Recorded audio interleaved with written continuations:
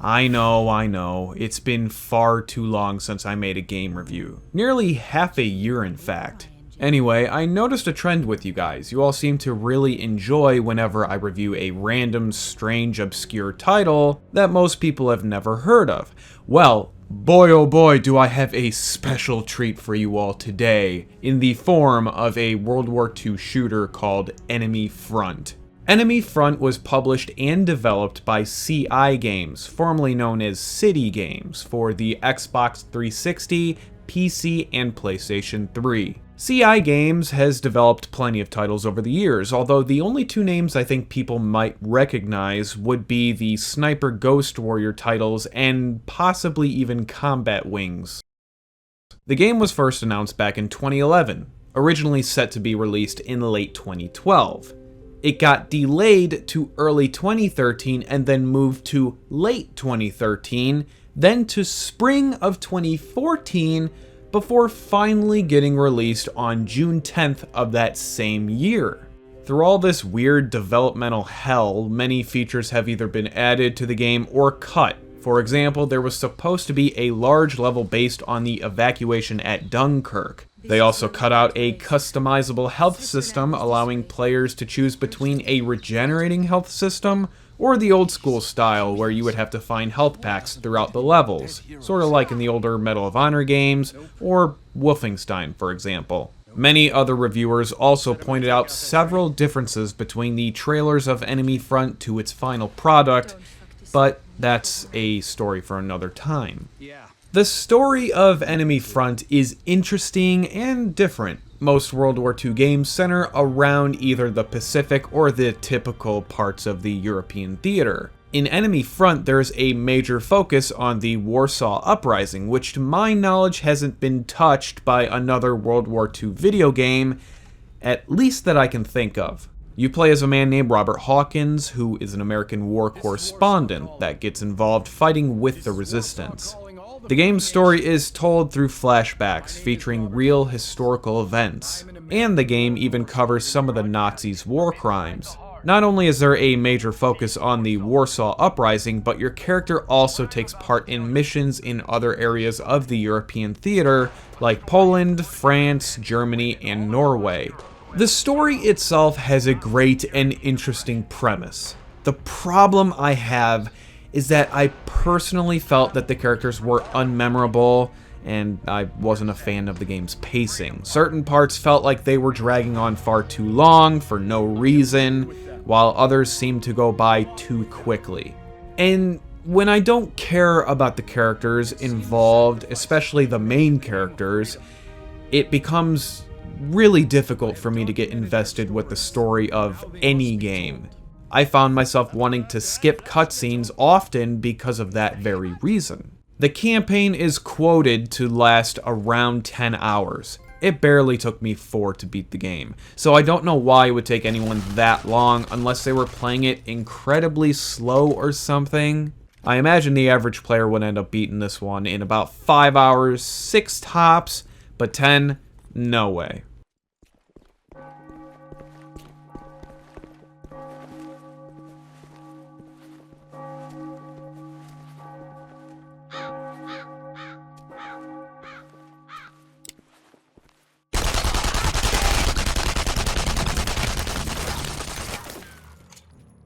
Okay, so let's talk about the graphics. I guess it doesn't look terrible or anything. It's just very, and I mean very dated, especially for 2014. There are plenty of other first-person shooters that have come out a few years back that look significantly better than this. The texturing tends to get very muddy and choppy. The color design at times can be very bland, which I get is probably due to the World War II setting of the game, but the problem is all the colors and textures start to almost blend in with each other, making the game look, in my opinion, rather ugly. Speaking of ugly, the shadowing in this game is just atrocious. I don't know of another game off the top of my head that has worse shadows than an Enemy Front. I'm also not a fan of the character models in this game. They look underdeveloped and the movements aren't fluid, almost like they're mannequins, if that makes sense. Something that really annoyed me about the graphics from the very start is the lighting. The first loading screen of the game features this still shot with the camera moving around, showing a firefight taking place. It's kinda neat, except the explosions and the fire that are present are so overblown in the brightness and color saturation that it makes it so unappealing to look at. This same lighting is present while in-game, but it's nowhere near as bad, thankfully. One last criticism I have about the graphics before I move on is the horrible, and my god do I mean horrible, frame rate.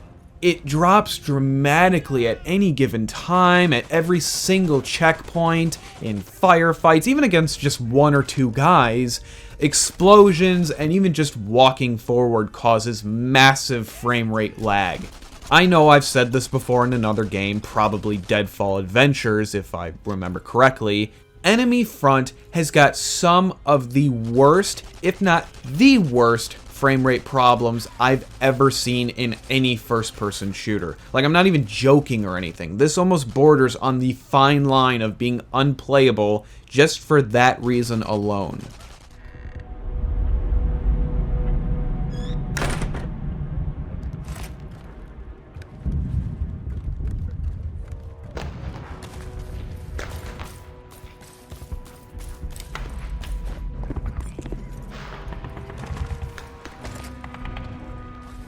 Wir werden angegriffen!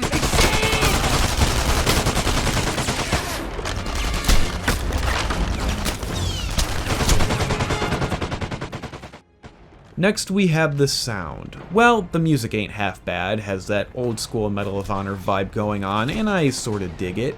Although you can hear the same background music playing over and over again, so it does get repetitive after a while. The acting is mediocre at best, which to be fair I did expect from a game like this. Either way, you can tell that what they were doing was just reading lines verbatim from a piece of paper instead of putting any real personality or emotion behind what they were saying. The sound effects are fine. They're kind of boring, I guess, and the guns sound a little too similar to other shooters out there, but whatever, it's tolerable. Let's touch a little bit on the controls before we delve into the gameplay of Enemy Front. Surprisingly, the aiming is nowhere near as bad as I thought it was going to be, because, let's be honest here, a lot of random non-AAA shooters all tend to have horrible aiming mechanics. Enemy Fronts is actually perfectly fine. The aim assist, however, is a completely different story. After playing the first two levels, I didn't even think the game had one to begin with, but later on I noticed that, well, there is an aim assist. Sort of. If you are close enough to the enemy and you aim down the sights, your gun will automatically aim right at the direction of the enemy. But from what I've noticed, that's all the aim assist you get. Like, you know how most shooters, when you aim at an enemy and you try to pull away, there's that kind of magnetic thing going on? From what I can tell, this isn't present in Enemy Front. The objectives in the missions are varied in the sense that the missions don't all feel the same, which is a typical problem a lot of other first-person shooters face. You'll have missions where you have to save a hostage, defend a position, sabotage an objective, or navigate to a target unnoticed.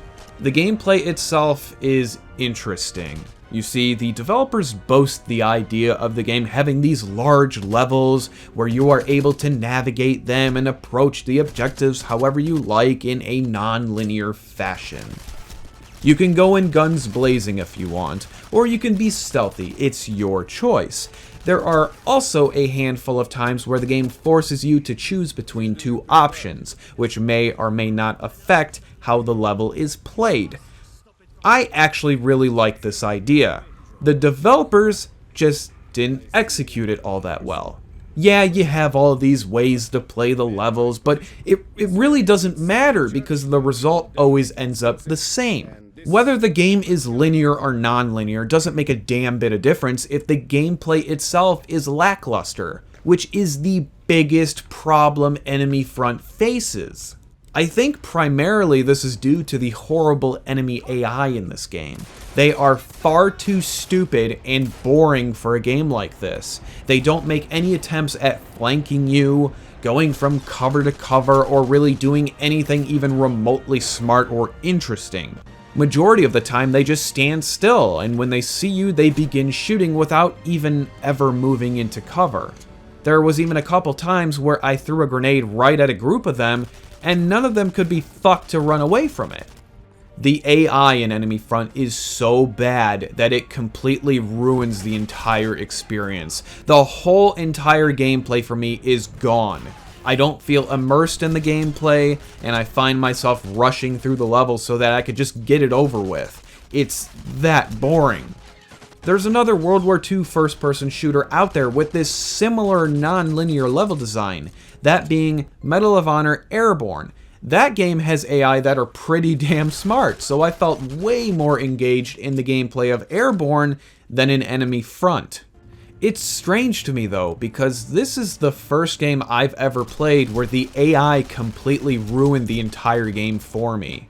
Normally I can look past mediocre or bad AI in most first-person shooters. I mean, if you've seen any of my reviews before, you would know this, but this one was... I just couldn't do it. A game like this needs good or even slightly competent AI, and unfortunately what we got is some of the dumbest AI I have ever seen. I do have to defend Enemy Front in one aspect, though. I've read numerous complaints online where people have been complaining about the hit detection, saying that the guns are far too inaccurate. Here's the thing. People either bitch that the guns are too accurate or that they aren't accurate enough. I've never once seen people totally satisfied with the hit detection or accuracy in really any game. To me, Enemy Front's hit detection is fine. The guns aren't super accurate, and that makes sense to me because after all, this is World War II, and the guns back then weren't arguably nearly as accurate as the guns we have now. So those complaints that people have, in my opinion, don't hold that much ground. Now, if you were standing almost directly in front of an enemy and you're going full auto into them, barely getting any shots off, that's completely different. I do want to take a moment here to highlight something in Enemy Front. For any of you guys who have played Sniper Ghost Warrior, I want you to pay special attention to what I'm about to show you.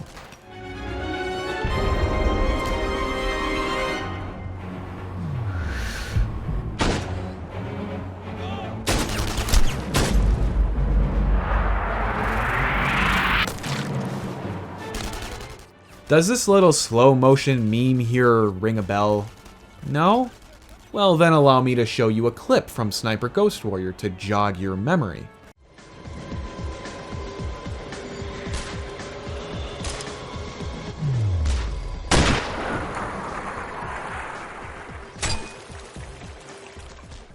Yes, they copied this animation sequence.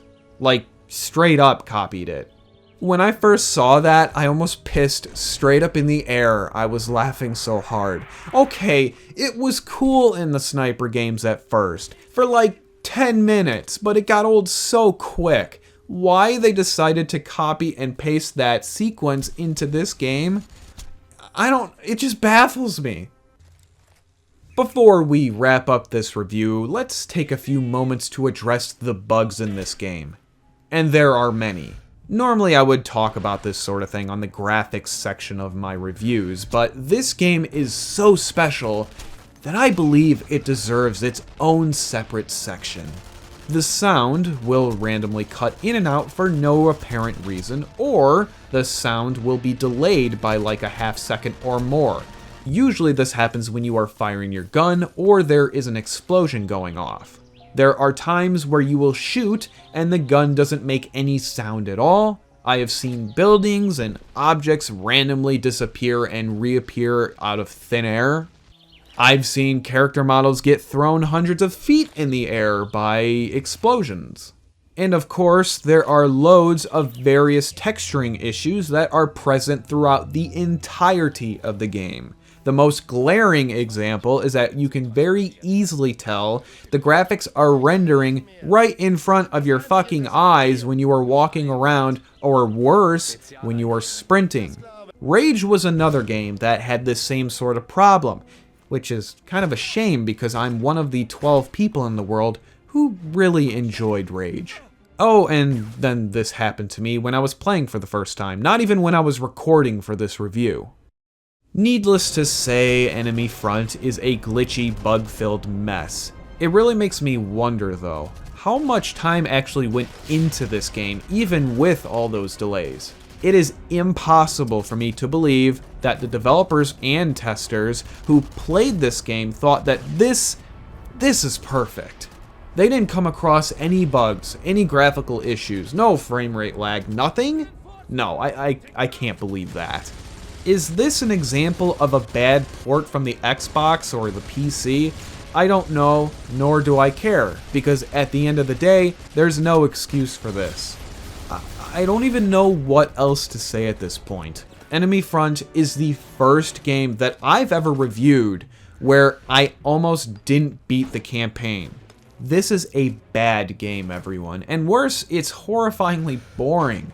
Yes, I know there are people out there that will probably thoroughly enjoy Enemy Front. That is fine, there's nothing wrong with that. I might think you're out of your fucking mind, but hey, whatever, to each their own. The whole concept of this game to me is great.